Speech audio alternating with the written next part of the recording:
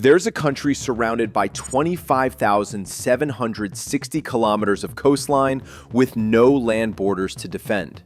A nation spending $240 billion over 3 decades on a single weapons program, nuclear-powered submarines that won't arrive for another 15 years.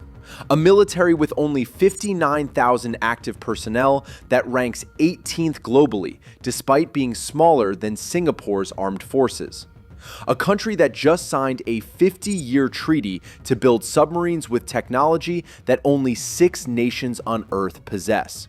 A defense force that operates across 7.7 million square kilometers, making it the 6th largest country by landmass, with a population density so low you could fit the entire nation into California with room to spare. That country is the island fortress that spent 80 years building a defense strategy around one simple fact. If you want to invade us, you'll have to cross the ocean first. And we'll see you coming. With only 26 million people, the Australian Defence Force has turned geographic isolation into the most powerful weapon no enemy can overcome: distance. This is how a mid-sized military becomes an impenetrable fortress. Let's start with what makes this defense strategy remarkable. According to Global Firepower's 2025 rankings, the nation ranks 18th globally, ahead of Israel, ahead of Canada, and just behind Egypt. But here's the paradox. With only 59,000 active personnel, this is one of the smallest militaries in the top 20.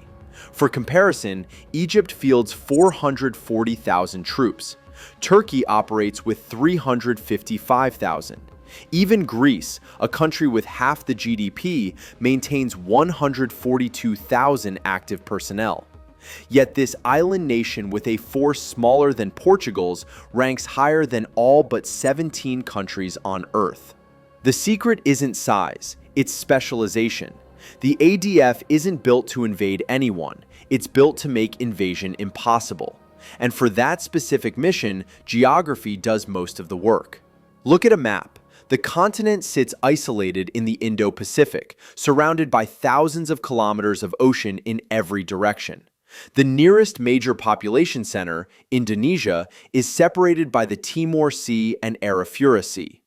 Any military force attempting amphibious invasion would need to cross at least 500 kilometers of open ocean, navigate through some of the world's most surveilled maritime choke points, establish supply lines across thousands of nautical miles, land on a coastline that's 80% uninhabited and almost entirely monitored.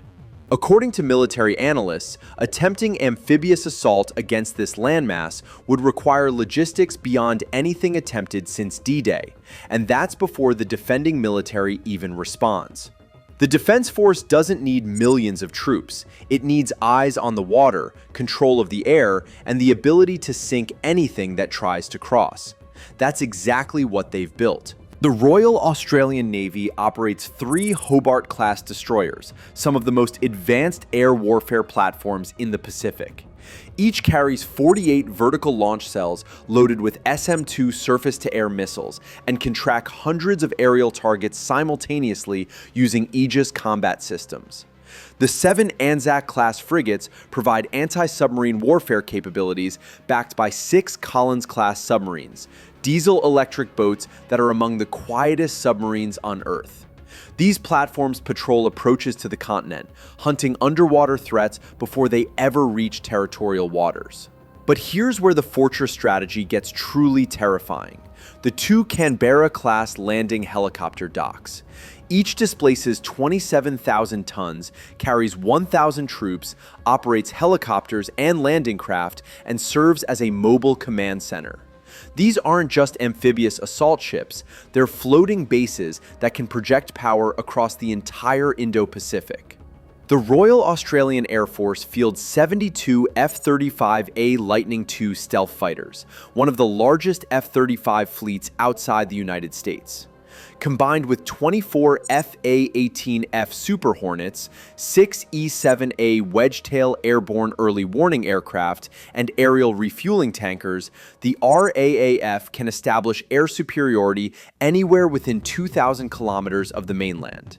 According to defense analysts, this combination creates layered maritime defense, where threats are detected hundreds of miles offshore, engaged by submarines and destroyers before reaching territorial waters, and destroyed by stealth fighters if they somehow get closer. But the real fortress is being built underwater. On July 26, 2025, a 50-year defense treaty was signed with the United Kingdom, the Geelong Treaty, cementing the most ambitious submarine program in modern history.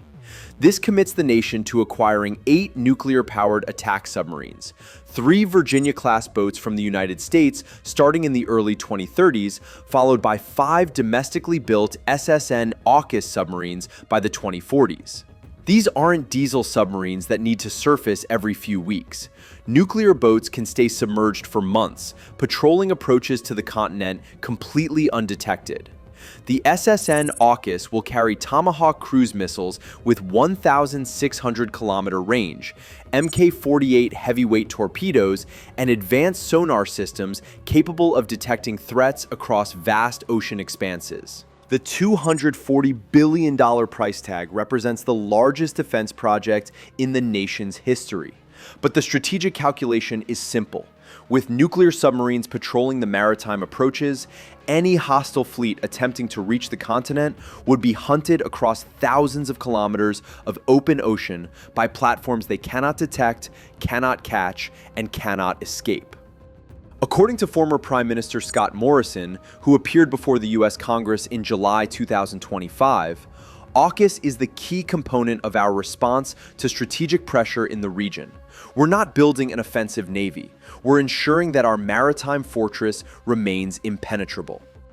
Construction will begin at Osborne Naval Shipyard by decade's end, with the first domestically built SSNA AUKUS targeted for the early 2040s. The Pentagon completed its review in December 2025 and confirmed the program will proceed, with U.S. personnel already training the workforce at HMAS Stirling Submarine Base in Western Australia. But the fortress strategy doesn't rely on national capability alone. The nation is embedded in the most powerful alliance network in the Indo-Pacific. The 1951 Mutual Defense Pact with the United States makes any attack an attack on American interests. U.S. Marines rotate through Darwin. American B-52 bombers use northern air bases. Intelligence is shared in real time through Pine Gap, one of the most important signals intelligence facilities on Earth. Intelligence sharing with the US, UK, Canada, and New Zealand provides surveillance coverage of the entire Pacific. When a Chinese vessel moves, the ADF knows within minutes. Partnership with the United States, Japan, and India coordinates maritime security across the Indo-Pacific. Combined naval exercises demonstrate interoperability that turns individual fleets into a unified defensive network. According to the Lowy Institute's 2025 Asia Power Index, the nation ranks second globally in defense networks, behind only the United States. The fortress isn't just built on submarines and geography. It's built on alliances that ensure any aggressor faces not one military, but a coalition. Here's what makes the fortress strategy genuinely brilliant. The nation doesn't need to match potential adversaries tank for tank or soldier for soldier. It only needs to make invasion so costly, so risky, and so logistically impossible that no rational adversary would attempt it. China's People's Liberation Army operates 2 million troops, but getting even 100,000 of them across thousands of kilometers of surveilled ocean, past nuclear submarines, under air superiority fighters, and onto a hostile coastline would require amphibious capabilities that don't currently exist, and even if they did, supply lines would be impossibly vulnerable. According to Georgetown University's defense analysis, the combination of geographic isolation, maritime surveillance, and submarine warfare capabilities makes amphibious assault against the continent one of the most challenging military operations theoretically possible. The 2024 Defense Strategic Review explicitly acknowledges this reality, transitioning from a balanced force capable of multiple missions to a focused force tailored specifically to one mission, defending maritime approaches and deterring aggression through denial. By 2040, the Defense Force will operate 8 nuclear-powered submarines patrolling continuously, 80,000 permanent personnel, up from 59,000 today, expanded bases across Northern Territory, hypersonic missiles under a UK-US Pillar 2, AI-assisted autonomous systems for maritime surveillance, integrated missile defense networks. The island fortress isn't just maintaining its defenses, it's expanding them. The $368 billion allocated over 3 decades represents the most ambitious defense modernization program in the Southern Hemisphere. So how powerful is the military? It ranks 18th globally with 59,000 troops. But that number misses the point entirely. This isn't about global power projection. This is about making invasion impossible. With 25,760 kilometers of coastline, nuclear submarines, stealth fighters, the world's best alliance network, and geographic isolation that turns distance into a weapon, this nation has built a fortress that no adversary can breach without committing military and economic suicide. China has more soldiers, Russia has more tanks, but neither has a solution to the fundamental problem. You can't invade an island fortress surrounded by nuclear submarines without losing your fleet in the attempt. That's not military power measured in numbers. That's military power measured in impossibility. And it's exactly why 26 million people sleep soundly, knowing their fortress will never fall. Do you think this fortress strategy is the future of defense for island nations? Drop your thoughts in the comments. And if you want to see how other Pacific powers are adapting their strategies, smash that subscribe button and turn on notifications. Thanks for watching.